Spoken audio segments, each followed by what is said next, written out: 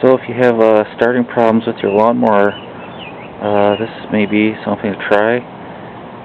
So this has the safety bar on it, and a cable runs down to the motor, and it comes out right here. And this lawnmower won't start for anything.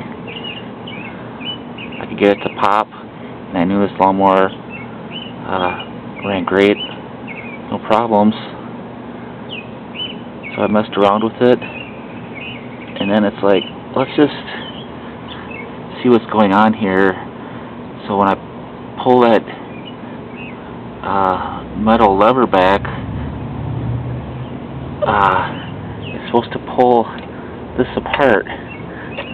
Well, the cable was stretched, and it wasn't pulling this apart, allowing it to run. And this also had a spring on it to bring it back to a stop position, stop the motor.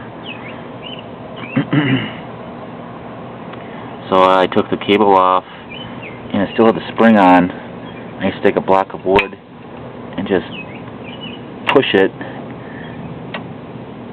You had to fully extend it to get the motor to run. And then it's like, well, I'll take the spring off. So now this thing starts perfectly. All I do is go like that.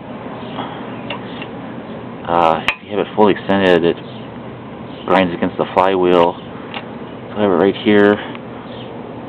And then I have this rubber band that I put on here to keep it from tapping against the flywheel.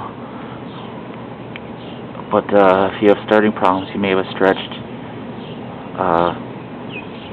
safety cable, or your kill switch on your handlebars. The cable might be stretched.